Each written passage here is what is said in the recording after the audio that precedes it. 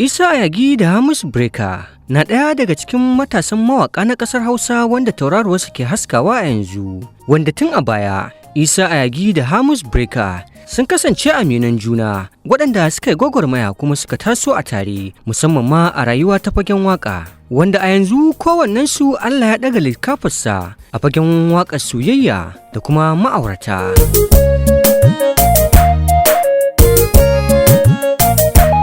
Sanin kowa ne dai Hamis Breaker Allah ya ɗaga tauraruwarsa tun bayan lokacin da ya yi waƙan nan ta jarumar mata.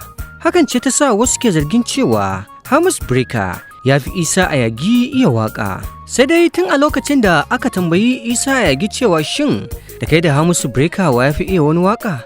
Isa Ayagi ya ce wannan ba ita ce tambayar da ya kamata a yi ba. Abin da ya kamata a tambaya shine a cikin waƙoƙina ni Isa Ayagi da kuma waƙoƙin abokina Hamis Breaker shin wacce ce tafi daɗi? Ina ganin wannan ita ce tambayar da ya kamata a ce an yi, domin kowanne mawaƙi yana da tasa baiwar da kuma fikira ta yadda yake zuba zantuttukansa a cikin waƙa, gami da yadda yake gina kalaman soyayya wajen isar da saƙonsa a cikin waƙa.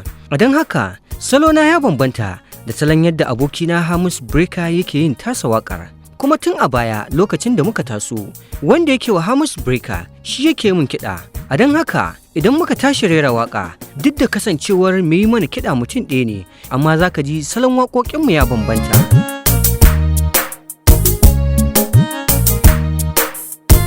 Domin idan har ba za a manta ba, a lokacin da muka taso a baya mun sha rera waƙa tare da Hamis Breaker wanda kuma waƙoƙin sun karɓu har ba a iya gane wane ne mamallakin waƙar saboda yadda muka aminta da junanmu da kuma yadda muke gudanar da al'amura tare ba tare da wariya ba. Amma ina ganin wani lokaci ne yanzu da ya zo mana ɗaukaka wanda idan duniya ke kanmu, shi yasa mutane suke furta abubuwa da dama a tsakaninmu. Hakan ce ta sa na ga bai kamata na yi shiru ba, ya kamata na bayyana wa duniya gaskiyar alaƙar da ke tsakanina da aminina Hamis Breaker, a cewar mawaƙi Isa Ayagi.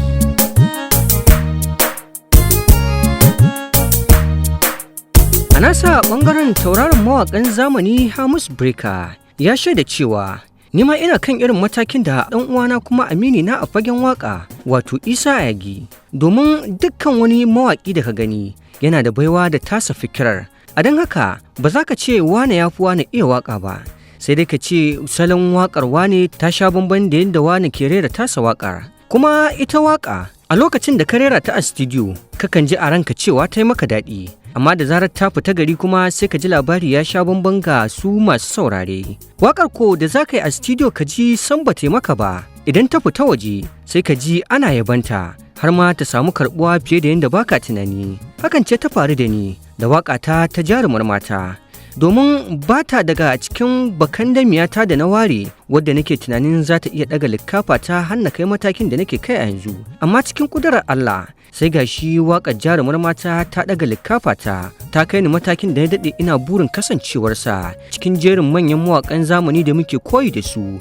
A don haka ba ni da abin da zan yi wa Allah sai godiya da su kansu magoya bayana waɗanda ta hanyar su ne har wannan waƙa ta ɗaukaka na kai ga matakin da nake kai.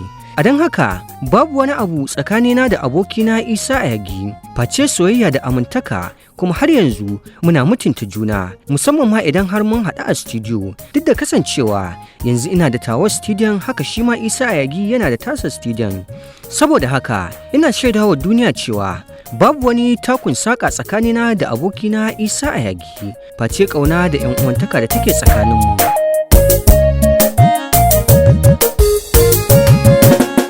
Ci gaba da bibiyar tashar mu domin samun labarai da rahotanni, ku kuma danna subscribe, like, ku yi comment, sannan ku yi sharing domin samun shirye-shiryenmu da zarar mun dora. Mun gode.